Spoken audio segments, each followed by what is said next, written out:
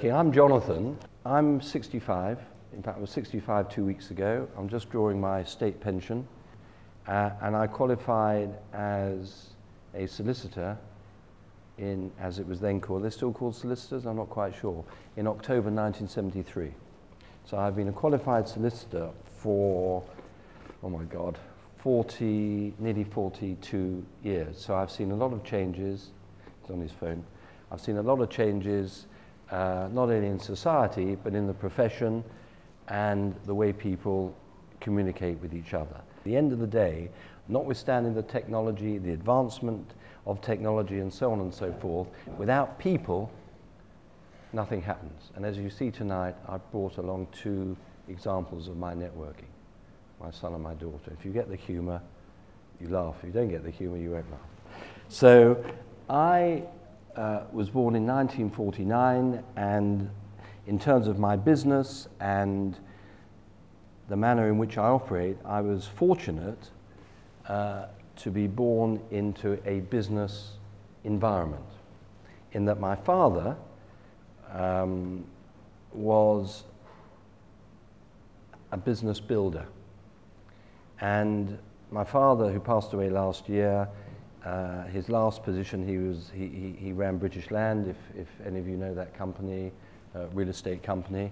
And as a little boy, in fact, I'm still a little boy up to a point, but as a physical little boy, I was schlepped around from one reception to another reception and met all his clients. My father was a partner at what was then called Stoy Hayward.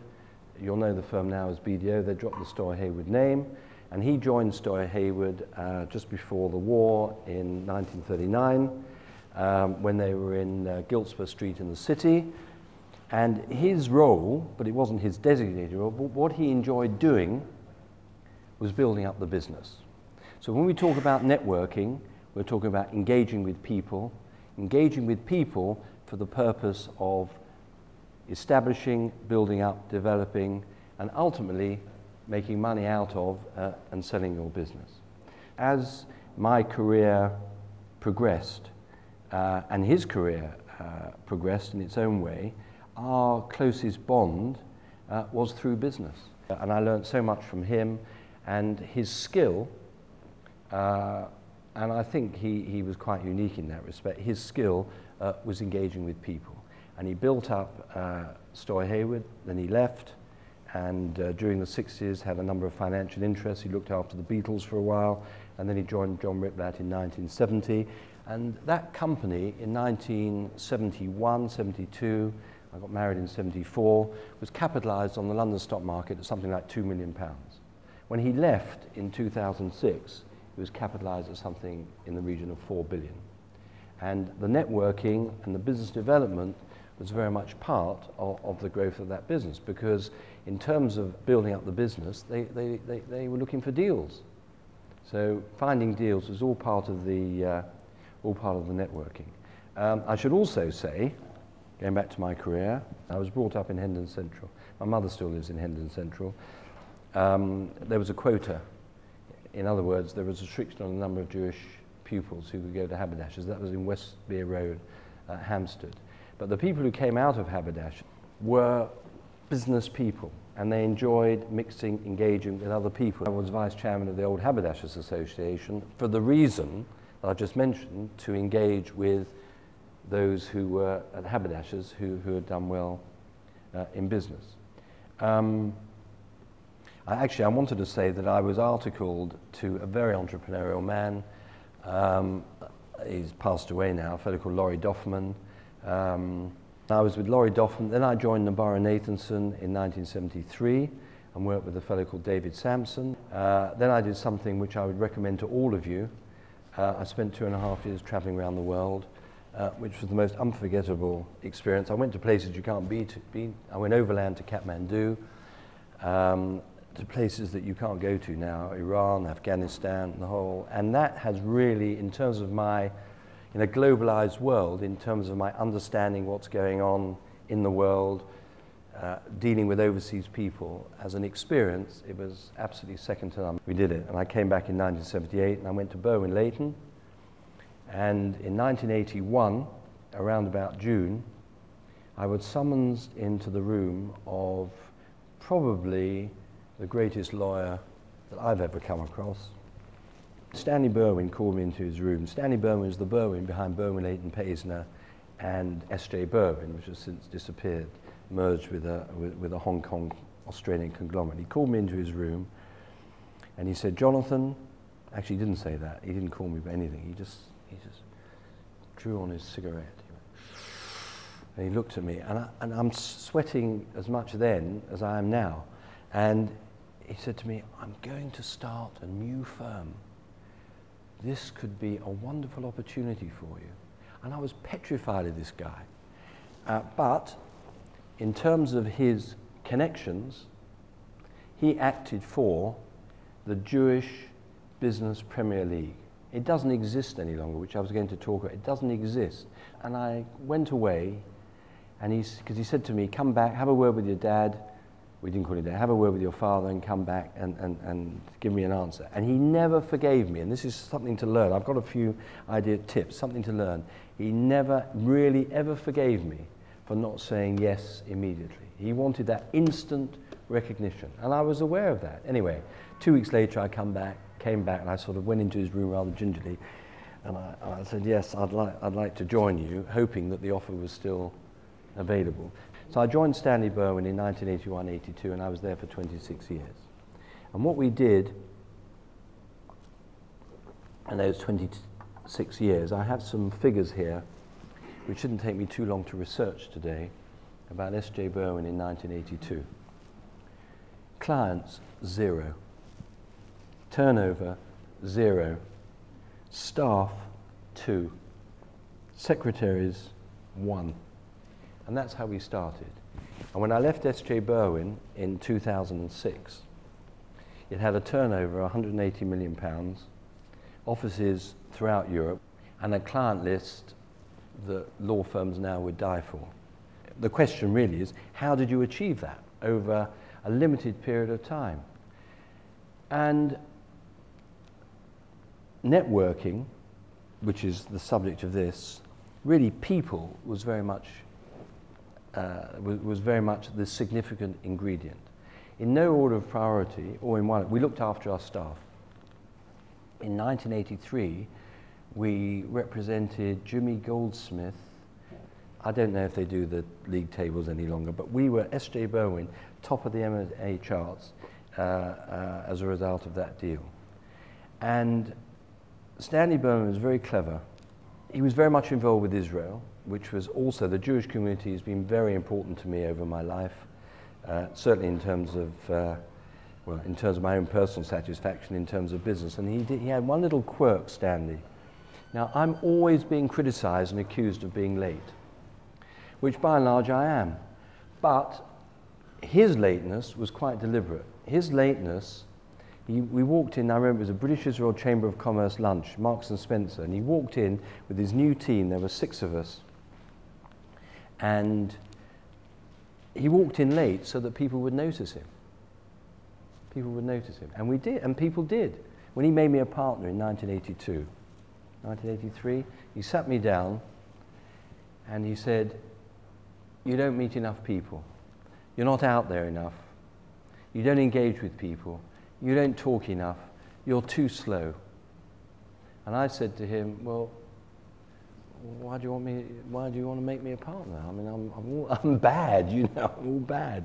And he said to me, well, he says, I like you, and he said, it'll all be yours one day. And I thought, well, that's a pretty good reason to stay. So over those years, networking and meeting people was a significant part of the whole business of building up S.J. Berwin into a successful business. In terms of the Jewish community, I don't think there was one Jewish organization whose business breakfast I didn't go to. And you know what? I don't think there's one Jewish organization now at the age of 65 whose business breakfast I still don't go to. Why? To be shown, profile, engaging with people, new people, and so on and so forth. So in terms of your respective businesses, always talk it up. In fact, I think we were the best law firm in the world at that particular time. Always talk it up, because people like to hear superlatives and positives. Never be afraid. Whatever you want, whatever it is. If you want to marry, if you want the fellow in the corner, the woman in the corner, the parrot in the cage at the top of the thing, if you want it, you'll get it. What is networking? And this is the Oxford English Dictionary. Often as a noun, networking, interact with others to exchange information and develop professional or social contacts. The skills of networking, bargaining, and negotiation. And this is, I'm not sure where I took this from. This was a lecture I gave to my firm a few months ago, following 2008. The credit crunch, which unfortunately has been with us for some months now, has significantly changed the lives of practicing solicitors. So this is relation to solicitors, but actually can be extended. No longer have we guaranteed work and fees. Clients are by and large inactive, other than insolvency practitioners, and many firms have been forced to make employees redundant. In this climate, lawyers have no alternative but to go back to basics, which is to work on existing relationships, forge relationships with new clients and connections, and be seen to be flexible and in the marketplace. So this was a statement about the world in which we currently live. And of course, you can't do that and achieve that unless you are actually meeting people and engaging people generally. So business development, which includes networking, and creativity are the solution and not the problem. Now, in terms of engaging with people, we now have a new phenomena, which I talked about earlier, which is technology. Never let people feel that you're not around. You know, you have to be, people have to know that you exist, that you're there. And the other thing I do in terms of communication, which is, I suppose, rather idiosyncratic, is I do literally walk the streets. And I enjoy walking the streets. I mean, but when I was in Old Burlington Street down the road, in terms of obtaining business, Old Burlington Street, Clifford Street, Bond Street, Berkeley Square was an absolute, it was like Chelsea winning the Champions League again. You can see I'm a Chelsea supporter.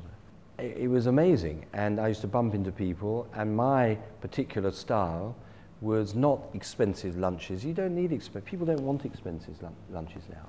So engaging with people. So I listed here, in addition to my idiosyncrasies, and you may do all these things, I don't know. So breakfast every morning. Lunches, well, this is all forms of meeting people. Look, this is networking here. I think I was going to come on to Lubavitch. I mean, we're all networking here tonight. So going through my list, breakfast, lunches, dinners, seminars. Seminars, by and large, and I'm talking, this is a man of experience here, seminars, I don't think I've ever learned anything. Hopefully you'll get something out of this tonight. But I've never learned anything from any seminar I've ever been to. So you go to these seminars, again, to meet people. One thing I've started at Gordon Dad's, and Guy knows because he's been there, is networking lunches. I mean, that to me is a pristine, pure form of networking, and that's how the two of you met. Is that correct? At that lunch. And the purpose is quite simple. As my PA says, Jonathan is not quite at the cutting edge of technology. I hate technology. I come from a family where my mother sent the video back to John Lewis because she couldn't get the thing in the slot. I really can't cope with it. But in terms of people and putting people together, that's the skill.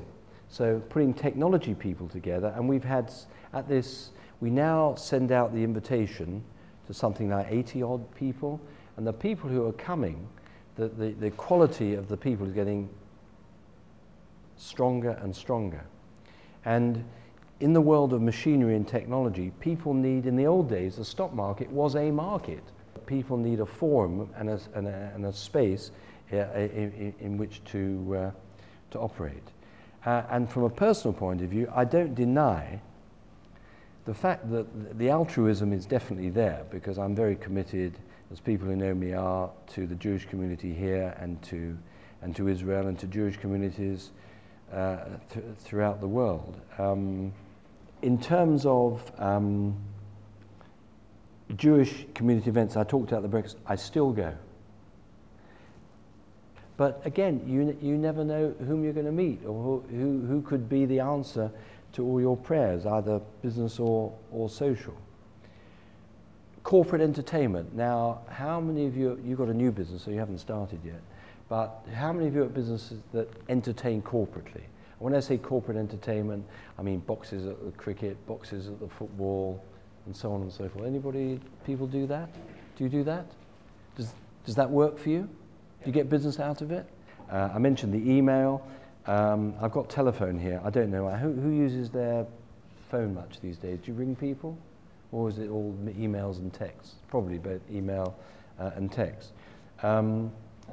We used to use, in terms of networking tools, brochures, but I think that's a bit passé now, brochures, because people don't want to carry things around. Business cards you've got to carry around. And of course, what you've got now, I entertained or amused a girl in the office the other day because I used the word, I said that people twittered, but I think that's not the word, it's tweet, isn't it?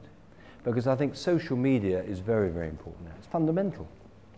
So we have our networking lunches at a Gordon Dad's, and I want somebody tweeting as we're there, saying, we're here, we've got a wonderful speaker, all these wonderful people, you've got to come along, and so on and so forth. So so I understand that. That's as far as it goes. So as far as the marketing team are concerned, they are under instructions to implement that. We'll see what happens. So in terms of meeting people, no fear. Go for it. No is not an answer. No is never. If you want something, no is not an answer. Persistence, it works. It does work in life. But the most important thing in terms of meeting anybody is the follow-up. If you don't follow up, it's a complete waste of time. You have to follow the process through. You meet somebody in the street, you get, so what? They've got your card, you've got their card. But you must follow them up and then bring them into your circle. And it takes time. Now, in terms of your relationships, now, with whoever, I think that humor is very important. I don't think I've quite cracked a joke as yet, although apparently Obama rang up to speak to, you know, Lieberman, the Israeli senator? But this is about 6 weeks ago. He rang up Lieberman in New York and said, no, actually it wasn't 6 weeks ago, it was last summer. And he said to him, I want to speak to Lieberman, and it was Lieberman, and the fellow at the other end of the phone said, Lieberman's not available, it's Yom Kippur. So Obama says to him, well, hello, Yom. Knowledge. It's important, it's absolutely fundamental to know what's going on in the world. And I would advise you, each and every one of you, to read the bids and deals, the supplement in the Financial Times every day. You know what's going on. Secondly, punctuality, which is not my strength, I talked about that, but as far as possible, for important meetings, try and be on time. Try and be on time. You know, you can use the tube strike excuse for so much, for so long, but try and be on time. Locality. Now, I don't know, where's your new business? Whom you're texting at the moment, where is it? Where's your... Notting Hill. Now, I don't know, it's an internet business, but I think it's really, really fundamental that people in your locality know that you're there. Persistence and determination, it's 90% sweat and 10% cleverness, I suppose. I don't know. Look, you know, I got a 2-2 at university. 2-2 gets you nowhere now. Although I got a first in my dissertation, which was quite an interesting subject. I was interested. I got a 2-2 at university. I was at Southampton University. Energy, drive. I'm assuming that each and every one of you in this room is ambitious. Who's not ambitious?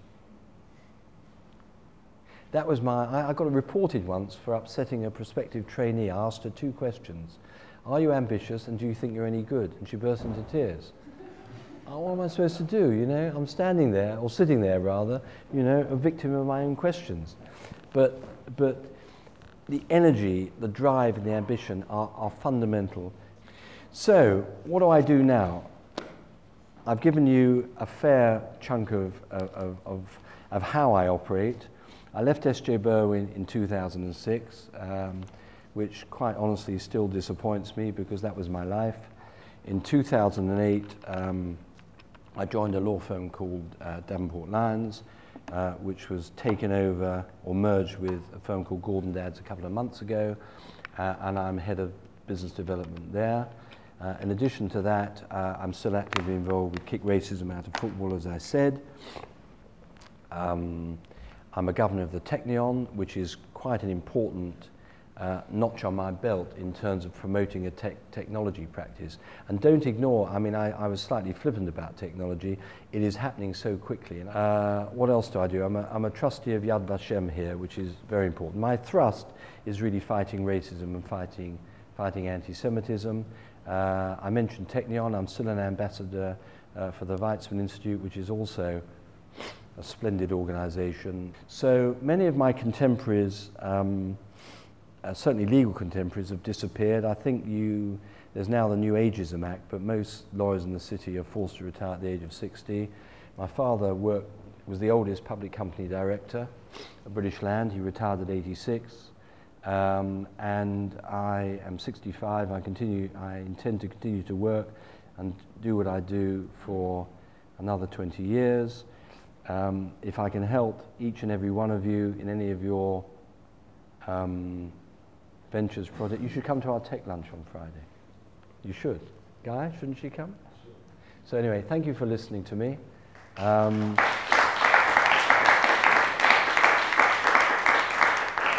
I hope I've imparted some knowledge. You get something from my experiences. But I think that there are two things I would say. The bottom line to all of this is that if you want something that desperately, and you all say you're ambitious, no is not an answer. Keep knocking at the door. Keep knocking at the door. Because eventually, that door will open. You bash hard enough, you bash hard. You keep knocking at that door. Eventually, it'll open. And that is life. And that's how it works.